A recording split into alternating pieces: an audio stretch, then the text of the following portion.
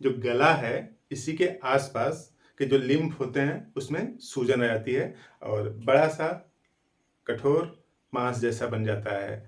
Normally आम धारणा होती है कि वो कैंसर है, लेकिन कैंसर नहीं होता। वो स्क्रोफुला होता क्या है और क्यों हो जाता है इसको समझते हैं पहले, फिर लास्ट में देख लेंगे कि कौन सी होम्योपैथिक दवा लिया जाए ताकि स्क्रोफुला से निजात मिल सके। तो देखिए, जो पूरी बॉडी होता है उसमें एक लिम्फेटिक चैनल पाया जाता है। दरअसल होता क्या है कि जैसे आर्टरी है, ये इससे ब्लड आता है ऐसे और टिश्यू में पहुंचता है, ठीक है।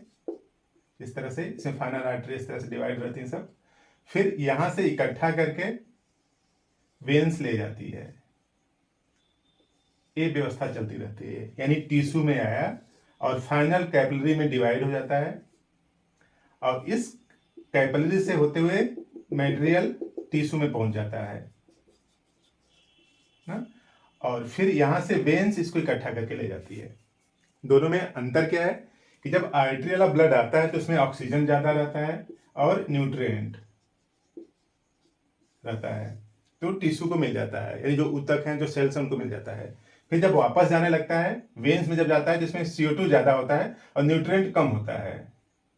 CO2 की मात्रा ज्यादा होती है, इसके अलावा और जो हार्मफुल वेस्ट प्रोडक्ट होते हैं उनकी मात्रा ज्यादा होती है, न्यूट्रिएंट भी कम हो जाते हैं। तो इस तरह से पूरी व्यवस्था चलती रहती है और चलाता कौन है? हार्ट। हार्ट ने पंप किया आर्टरी से, फिर इकट्ठा कर लिया किसे? वेन से। काम के मटेरियल यहाँ पे पहुंच गए टिश्यू तक। अब ये प्रक्रिया 100% नहीं हो पाती है, मतलब यहां से मान लीजिए 100 ml ब्लड आया तो 100 का 100 ml इधर इकट्ठा होकर नहीं चला जाता, कुछ यहाँ पे रुका रह जाता है। तो अब रुका रह जाएगा तो अगर उसको इकट्ठा नहीं किया जाएगा तो क्या दिक्कत आएगी? सूजन आएगी ना। तो नेचर ने आर्टरी और वेन्स के अलावा एक और सपोर्टिंग चैनल बनाया है जिसको लिम्फेटिक चैनल बोलते हैं या लिम्फेटिक्स बोलते हैं। तो लिम्फेटिक्स भी एक ट्यूब जैसा है, पूरे बॉडी में फैला रहता है, यानी सर से लेकर के पांव तक लिम्फेटिक एक पूरा चैनल पाया जाता है। यानी यूं समझ लीजिए कि आर्टरी और वेन्स के फंक्शन को सपोर्ट करने के लिए एक और चैनल है जिसको लिम्फेटिक चैनल बोलते हैं, वो पूरी बॉडी में पाया जाता है। तो जो भी यहाँ 100 ml आया, यहाँ फिर 100 ml नहीं जा रहा वापस, कुछ कम जा रहा है। तो जो कम जा रहा है, मान लीजिए यहाँ पे 90 ml वापस जा रहा है, तो बचा कितना? 10 ml। 10 ml में से कुछ मटेरियल यूज हो जाएगा, 5-7 ml जो इकट्ठा होके फिर वापस फाइनली घूम फिर के हार्ट तक पहुंचता है और इसी चैनल को बोलते हैं लिम्फेटिक चैनल। और ये लिम्फेटिक चैनल जैसे आर्टरी वेन पूरी बॉडी में फैली होती है, इसी तरीके से ये भी फैला होता है। यानी यूं समझ लीजिए कि जो कंपोनेंट्स रुक गया, भूल भट गया हो गया, उसको इकट्ठा करके हार्ट के सर्कुलेशन में जाता है, हार्ट से पूरे सर्कुलेशन में फिर वापस मिल जाता है। इस तरह से प्रक्रिया चलती रहती है। अनफॉर्चुनेटली कुछ लोगों में ये जो लिम्फेटिक चैनल्स होते हैं ना, इस तरह से पूरी बॉडी में पाए जाते हैं, तो ये जो लिम्फेटिक चैनल होते हैं ना, कहीं पे ब्लॉक हो गया है। और ब्लॉक होने का कारण क्या है कि बैक्टीरियल इन्फेक्शन होता है, माइकोबैक्टीरियम का इन्फेक्शन हो सकता है, या फिर नॉन बैक्टीरियल भी हो सकता है। इन्फेक्शियस और नॉन इन्फेक्शियस दोनों टाइप के होते हैं। तो अगर यहाँ पे चैनल ए रुक गया तो इधर से मटेरियल आएगा, हा? और यहाँ पे रुकता जाएगा तो यहाँ पे प्रेशर भी बनाएगा, और प्रेशर बनाएगा तो यहाँ पे क्या हो जाएगा? इस तरह से स्वेलिंग आ जाएगी। तो यही स्वेलिंग अगर नेक में हो जा रही है, नेक के आसपास वाले लिम्फेटिक चैनल में हो जा रही है, तो उसी को स्क्रोफुला बोलते हैं। तो देखिए स्क्रोफुला लिखा है, लिम्फेडिनोपैथी ऑफ नेक, यानी जो गर्दन है इसी के आसपास की जो लिम्फेटिक चैनल हो ब्लॉक हो गए हैं। अब ब्लॉक हो गए हैं तो वहां पे सूजन आ गई है, और सूजन का कारण क्या है? Infection in lymph node. Most 50% case में इन्फेक्शियस होता है और 50 रिमेनिंग केस में नॉन इन्फेक्शियस भी होता है, यानी कुछ मटेरियल भी आके ब्लॉक कर सकता है यहाँ पे। इस तरह से ब्लॉकेज की वजह से यहाँ पे जो स्वेलिंग है, जो सूजन है, उसी को स्क्रोफुला बोलते हैं। तो नेक के आसपास वाले को स्क्रोफुला बोलते हैं। बॉडी में और कहीं भी हो सकता है।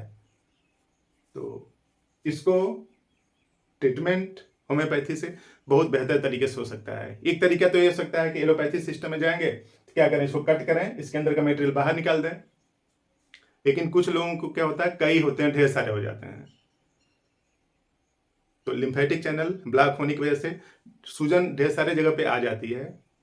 ऐसे लोगों के लिए बिना सर्जरी के, बिना कटपीट किए हुए होम्योपैथिक दवा से ठीक किया जा सकता है। बहुत बेहतर रिस्पांस है स्क्रोफुला के केस में।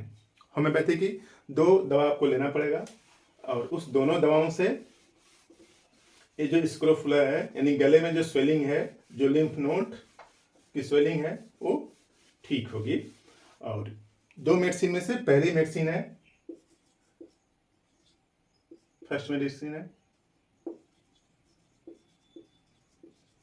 स्क्रोफुलेरिया नोडोसा। इसका नाम भी उसी टाइप से है, स्क्रोफुलेरिया नोडोसा।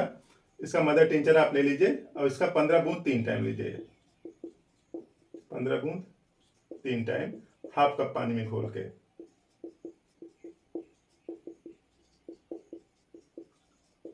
तो बड़े लोग तो 15 बूंद लेंगे। अगर छोटे बच्चों में हुआ है, जिसकी एज 8-10 साल के आसपास है या उससे कम है, तो 5 बूंद दें। और 10 साल से और अगर 15-18 साल तक है तब 10 बूंद दीजिए। यानी छोटे बच्चों को 5 बूंद, उससे थोड़े बच्चों को 10 बूंद, और बड़े एडल्ट को जिसकी एज 20 प्लस है उसको 15 बूंद 3 टाइम दीजिए। ये पहली मेडिसिन है स्क्रोफुलेरिया नोडोसा। दूसरी मेडिसिन है बायो कॉम्बिनेशन 22 नंबर। टेबलेट आता है, 4 टेबलेट जीभ पर 3 टाइम दें। चूसना है, इसको 3 टाइम चूसना है। तो इन दोनों दवाओं से अधिकतम संभावना है कि जो स्क्रोफुला है ठीक हो जाएगा। टेस्टेड मेडिसिन है, कई लोगों का ठीक हुआ है। तो इस तरह से एक जो स्वेलिंग है, जो सर्जिकल प्रोसेस के बिना भी ठीक किया जा सकता है। तो इस तरह से काम की बात समझा, आपने पूरा देखा, थैंक यू। प्लीज़ इसको शेयर भी कर दें, कुछ लोगों की जानकारी बढ़े, तब इलाज ज़्यादा संभव हो जाएगा। आपने पूरा वीडियो देखा, थैंक यू।